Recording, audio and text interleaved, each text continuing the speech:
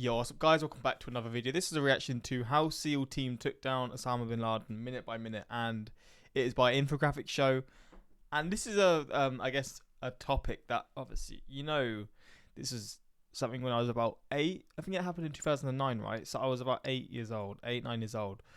Didn't really know what was going on at the time, but it was massive news, and you heard it everywhere. And even then, I mean, you sort of understood the gravity of it. Obviously now, I know a lot about the situations, what led to him, like what led to them wanting to catch him and like kill him and all the stuff that he'd done that led to it. But yeah, I don't know about the in-depth details on the day. So, I mean, I know that there was like memes about how he played hide and seek. He was the best hide and seek player because he was hiding for a good, 10 years maybe not that long, but a long time. And yeah, I don't know where he was staying. Was it just a random house? I don't know what country it was in. And I mean, yeah, I know there's like videos on YouTube. There's a video on YouTube that I watched recently, and it's about someone exploring one of his like flipping memory cards about all the things. One of these things. What are they called? Memory cards? What the hell are these called?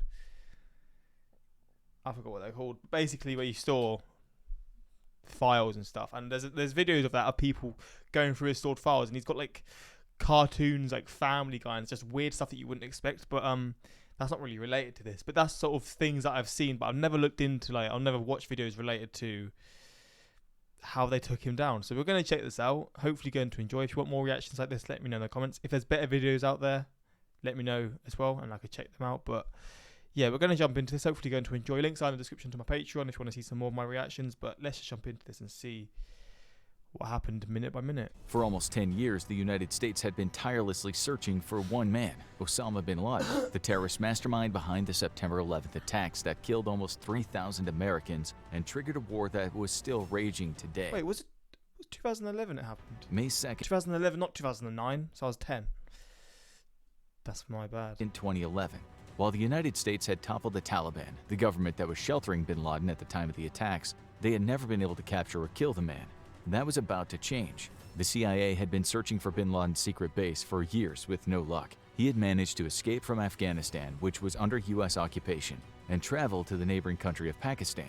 But in the mountains, rural regions of Pakistan, with little government oversight, it was easy for him to stay under the radar. The government had been looking for leads for years, but finally got their break in 2010, when their leads led them to a compound in Abbottabad. They began taking surveillance footage of the compound and determining the best way to breach it. What followed was one of the trickiest intelligence gathering operations in U.S. history. The compound was heavily guarded and in enemy territory. The U.S. had to rely heavily on local help to gather intelligence, and over a period of months they spied on the 3-story building. They learned every detail about the building, but a lot was still missing.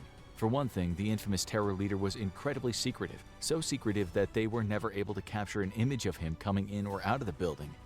Bro, what? So he was literally just staying inside, or he was just really good at masking who he was when he was going outside? Everything was still circumstantial, but after an extended period of time, they were able to conclude that this was where Osama bin Laden was. Now it was time to take action. It was April 29th when President Obama was briefed on the details of the operation. Many within his security team were skeptical about the operation. After all, if it went wrong, top U.S. troops would either be killed or remain trapped behind enemy lines. Not only would this be a disastrous loss of life, but it would potentially expose many of the U.S.'s biggest secrets if they were interrogated and forced to reveal classified info. And with the doubts that bin Laden truly was in the compound, many didn't feel it was worth the risk. That's the thing, because in hindsight, you can look at it and be like, yeah, this all worked out, it's perfect. But before they actually went through with it, obviously I done a reaction recently to what happened in Somalia, and that was a whole crazy reaction in itself.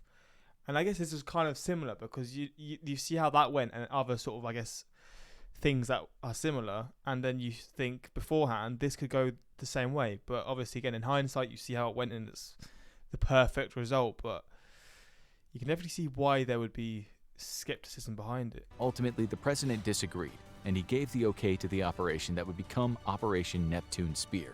And the people carrying it out would be the best of the best. Meet SEAL Team 6, an elite squadron of the highly trained Navy SEALs. They answer directly to the Joint Special Operations Command, and carry out some of the most highly classified operations in the U.S. government. These include hostage rescue, special espionage missions, counterterrorism, targeting of enemy infrastructure, and direct action against the deadliest of U.S. enemies, like Osama bin Laden.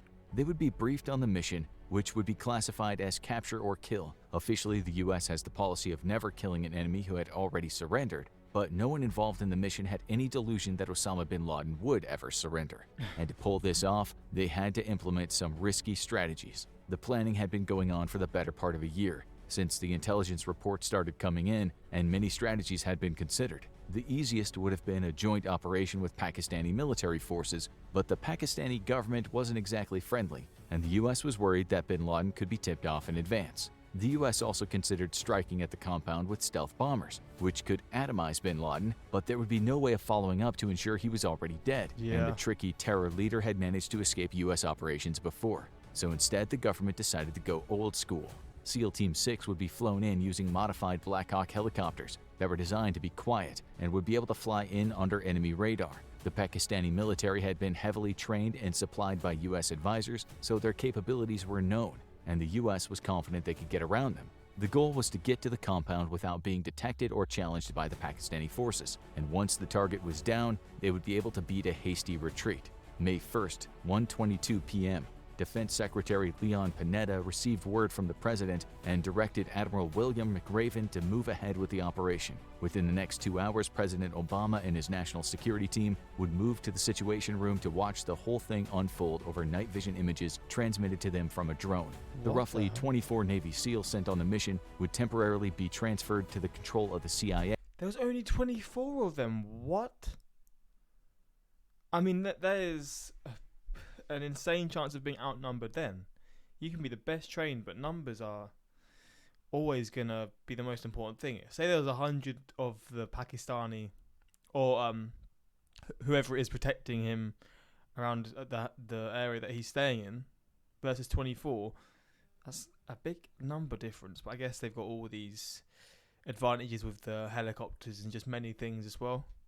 So it would technically not be a military mission and would not be classified as an act of war. These were going to be some of the most critical minutes in the U.S.'s modern history, and for the men on the ground, every single minute would count. While the roughly 24 SEALs were the ones who would breach the compound, there were 79 commandos and a dog involved in the raid. The dog, a Belgian Malinois named Cairo, was there to alert the SEALs to any sudden activity, including the Pakistani military approaching the compound or anyone trying to escape. The core team was backed up by a dog handler, interpreters, pilots, intelligence agents, and tech experts who would make it all possible. But the success or failure of the mission would hinge on the men entering the compound, and one wrong move could spell doom. 3:30 a.m., give or take. 2 helicopters descend on the Abbottabad compound, while the other helicopters stand by in case they're needed. These 2 will carry out the primary mission. Flying low to the ground, the stealthy Black Hawk helicopters hover over the compound grounds. While the first deploys ropes to lower its team to the ground, the other heads to the far northeast corner to covertly drop off its interpreter, dog, handler, and 4 SEALs. Are they really that quiet? They can't hear the helicopters. I mean, what? Unless they're still quite far from the actual building, but helicopters are still going to be relatively loud, right? Unless these are literally like these types of helicopters are seen as like silent in terms of how quiet a helicopter can be. But that's so interesting how it didn't cause any alarms or anything. If everything went smoothly, they would soon be at the compound. But everything didn't go smooth. While the helicopters weren't detected and they didn't come under hostile fire, Mother Nature had something to say. The first helicopter flew into what's known as a vortex ring state, air phenomenon caused by higher than expected temperatures creating an air vortex. The rotor's air pressure didn't diffuse properly, the helicopter was knocked off balance, and it grazed the back of the compound wall. The tail rotor was seriously damaged, and the helicopter started rolling over. The quick-thinking pilot drove the helicopter into the ground nose first, preventing a total collapse, and the SEALs and crew were able to escape unscathed after a rough landing. Now the only question was, had this blown their secret mission? The answer seemed to be no, as there was no sign of aggression from the compound. The SEALs had successfully weathered a crash landing without being detected. The helicopter was secure against the compound walls, and the other helicopter had landed safely outside the compound. The rest of the team was scaling the walls, and the whole team was reunited. The next step was breaching the compound, and that's where the SEALs explosives team came in. They needed to get in quickly and hit people inside with shock and awe. Outside preparation was key. but once they were inside, every second would count. 10 years of searching had come down to this: 3:33 a.m. To get through this. Imagine the pressure. Imagine the pressure of the situation. Obviously, you got the pressure, but then obviously you don't actually know what to expect. So many scenarios they've probably ran through their heads. And it's just like, I mean, they've got off to the worst, I say the worst possible start. It could have been worse. They could have been detected, but the helicopters had a crash landing. How they've not been detected from that, I don't understand, but they're still going to plan, but still, you just don't know. Maybe they're waiting inside or something to attack or something. You just don't know. Security, the SEALs used portable explosives to blow open the doors of the compound's guest house one by one. They breached the compound and began storming up the stairs. The first room they encountered on the first floor contained 2 adult males, but neither was Osama bin Laden. They were detained, but they weren't the target. More disturbing, every floor seemed to contain small groups of children. This wasn't just a terrorist compound, it was home where the terrorists kept their families, regardless of the danger they were putting them in. And with every floor the SEALs ascended, the danger would escalate. 3:35. What happened next? Reports of that may vary. As they reached the second floor, they encountered more resistance. This is where bin Laden's courier, Abu Ahmed al-Kuwaiti, was found, and SEAL Mark Owen would controversially write a book on the firefight. He claimed that al-Kuwaiti was armed and fired on the SEALs. While one SEAL was lightly injured, they returned fire and killed the evil courier. However, intelligence sources later said that the SEALs were able to get the drop on the man after cutting power to the compound and eliminated him without him fighting back. What was clear is that they still hadn't encountered the man himself. 3:37. It was time to ascend once again, and the resistance became fiercer the further the SEALs headed into the house. They'd encountered the courier, as well as his brother and wife, and all enemies had either been killed or captured. As they ascended the staircase, they encountered another enemy, and this one provided a glimmer of hope. After the al-Qaeda soldier was killed, the SEALs identified him as a son of Osama bin Laden, one of the terror leader's many progenies who followed in his footsteps. And if he was there, odds were good his father wasn't far away. 3:39. There was only one floor left to be breached, the third, and the SEALs were steeling themselves for yet another disappointment. This was clearly a high-level al-Qaeda compound, but bin Laden had been notorious for staying one step ahead of his pursuers, and he could be far away by now. But as they breached the third floor, it became clear this time was different. In the third floor's main room was Osama bin Laden, seemingly unarmed and wearing the loose-fitting tunic he was usually seen wearing in his many propaganda videos. The SEALs got their first glimpse of him as he stuck his head out of the bedroom, and they didn't miss their opportunity. They immediately fired, wounding him. However, he was able to retreat back into the bedroom, and the SEALs pursued. The room was revealed to contain many of bin Laden's female relatives, including several of his wives. One approached the SEALs as if she were charging, and the SEALs quickly shot her to wound, grabbing her and advancing further toward the terror leader.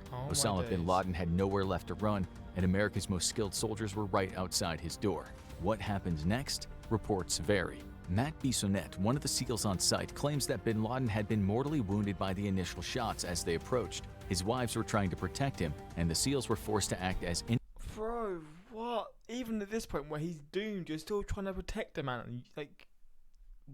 Like using your own life to protect this person who's going to end up being killed anyway. One of them could have an explosive device, but when they pushed past them, they found bin Laden on the ground, mortally wounded. As he moved, they fired multiple shots and neutralized the terror leader for good.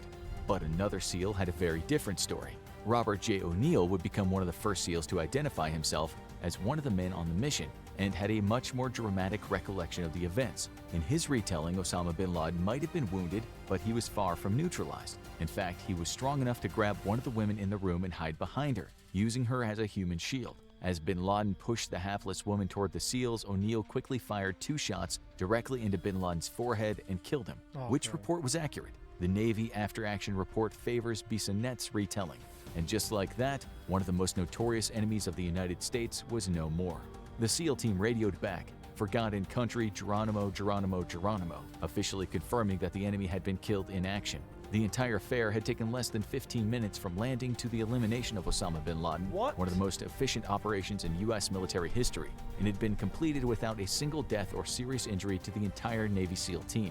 Watching from the Situation Room, President Obama uttered the words the entire White House team had been waiting to hear: "We got him."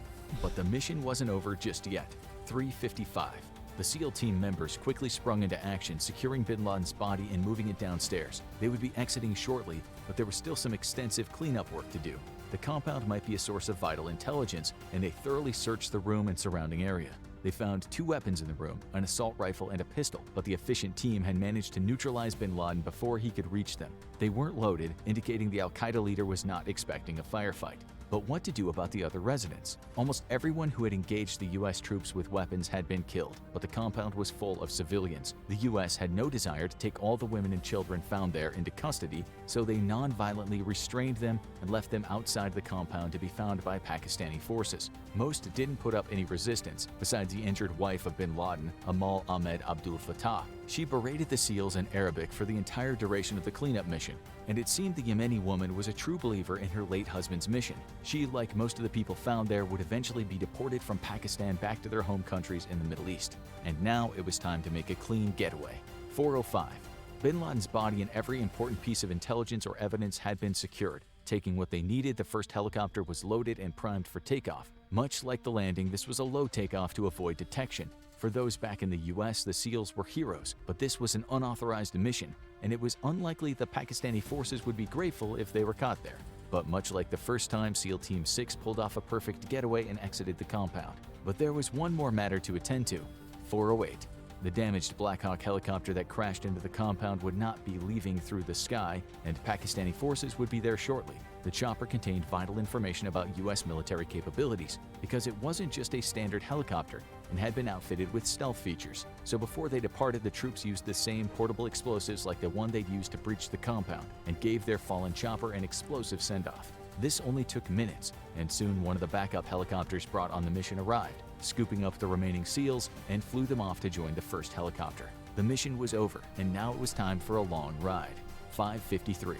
The ride back was over an hour and a half, more than 3 times the length of the mission that killed Osama bin Laden. But now that it was over, they had to get back to safe territory, back in US-occupied Afghanistan, where the Americans had been fighting since the days after September 11th terror attacks. While it was unlikely the Pakistanis would fire on a US chopper if it was detected, a stealthy escape would go much smoother. So the US troops had some disinformation efforts. As the various explosions led to crowds before takeoff, an Urdu-speaking American military officer claimed it had been a Pakistani operation being carried out at the compound and to keep their distance. It worked, and the Americans landed safely at Bagram Airfield, carrying the body of Osama bin Laden.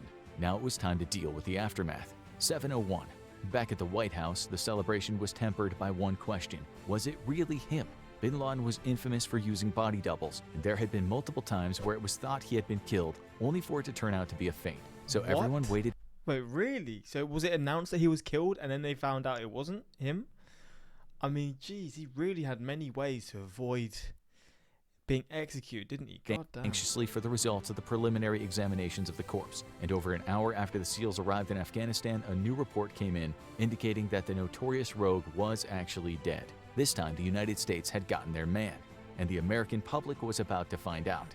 It was the evening of May 1st when word started going around that the president was going to be making a speech on TV that night. Usually, when Barack Obama made a planned speech, it was early in the evening during prime time, often to the annoyance of everyone who was trying to watch their favorite TV show. But this unplanned speech Wait, so when you're watching TV, obviously for this sort of thing, this makes sense. But when you're watching TV and like any president's having a speech, will it just cut this channel out and you'll just have to watch this? How does that work? I mean, I guess, again, for situations like this, it makes sense because I guess, for example, in the UK when the Queen died, I'm pretty sure it was the same. All TV was... I don't know if all channels, but some TV channels were stopped and then it was announcing that her death happened. But I wasn't actually here when it happened, but that's what I know that is the case. But yeah, is it the case with big events in the US when something like this is announced, all the channels will be stopped and then it will go towards... The channel will go to the speech of the president or whoever it is. On short notice was different, and political watchers kept waiting until the president ascended the podium at less than half an hour to midnight. And as soon as he opened his mouth, people knew this was big. 11:35. Tonight, I can report to the American people and to the world that the United States has conducted an operation that killed Osama bin Laden, the leader of al-Qaeda and a terrorist who is responsible for the murder of thousands of innocent men, women, and children.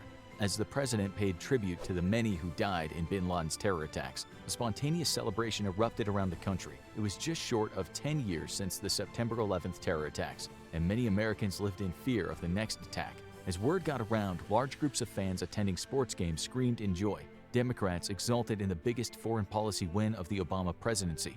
and Republicans celebrated the end of an enemy while wondering if they should even bother running against him next year. And there was only one thing left to do. 12:59. It was a little over an hour after President Obama's speech, and the troops had one major piece of business left to attend to: what to do with Osama bin Laden's body. The terror leader had been fully They threw him in the ocean, right? tested and examined, and they were sure he was their guy. He had been checked for any vital intel, and the body had no more secrets to give up. The only thing left to do was dispose of the body, but there was one problem with that. No one wanted him.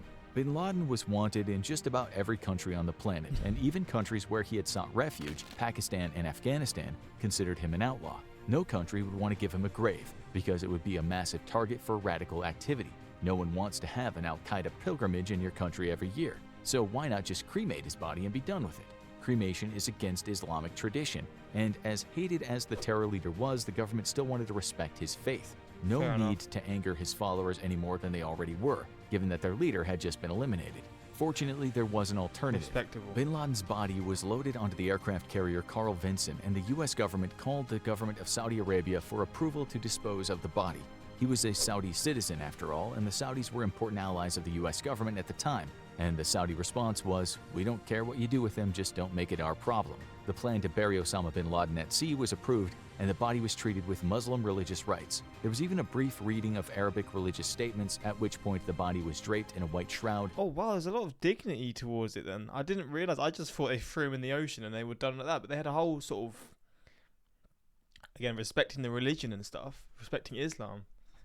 I didn't realise it was that. It was like that. I just thought they threw him in the ocean. Okay, fair enough. So there's a lot of dignity even for an evil cretin like that. They still gave him the same sort of, I guess, send off as any other Muslim would have or would want.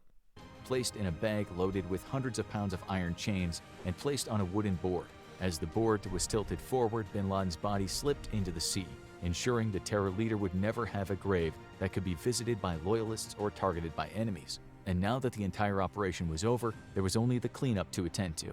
It was roughly 3 a.m. local time in Pakistan when the army chief received a phone call informing the country of the operation that took place in their borders. The chairman of the Joint Chiefs of Staff filled him in on the details and likely smoothed over some angry words. While there was some brief dispute of whether any Pakistani forces had been involved, the government denied this, and reports stated that the Pakistani planes which scrambled to the location had only arrived after the U.S. forces had departed. This is not where the aftermath ended, though.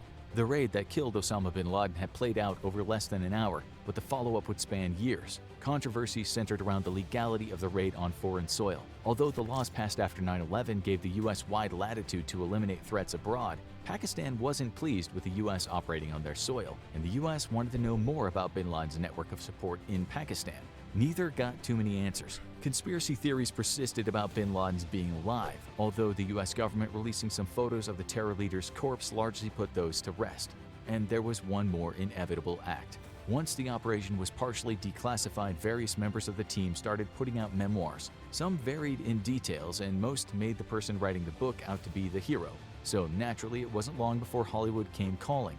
Only a year and a half after the death of Osama bin Laden, the movie Zero Dark 30 was released, and its pick for the hero was a fictional intelligence analyst played by Jessica Chastain, because it wouldn't be a key moment in American history without Hollywood putting its own spin on it. Bro, there was Wanna a know film more about it a year and a half after it happened. God damn. But yeah, okay. So there was a lot of details I didn't know about this, like the helicopter having the crash landing at the start, and just a lot of details in between. And I mean, yeah, but imagine crashing a helicopter and no one wakes up. I know. I don't understand how big, unless it's like the actual I don't want to say estate, but the actual area that he was staying in was just massive. So it crashed at one end, but it's so big they just didn't detect it.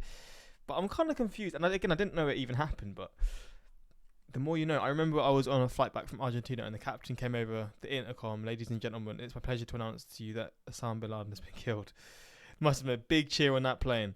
Those 15 minutes of actually storming the compound and finding him probably did not feel like 50 minutes at all. The amount of stress those SEALs must have dealt with, and the adrenaline they might have felt. Yeah, I mean, it's a situation that I cannot imagine. So many like small details that would be draining, be exhausting, like just so damn scary, not knowing what's going to happen. But and then again, like I mentioned, loads the crashing of the helicopter, and still they're able to function after even that's happening. Like it's insane. But I guess these seals, these people are trained to be just different animals, you know. But yeah, this is an interesting watch. Hopefully enjoyed, and if you want some more reactions or a better reaction to like a video that's more in depth or whatever, let me know in the comments. And yeah, until next time, like, subscribe, and peace.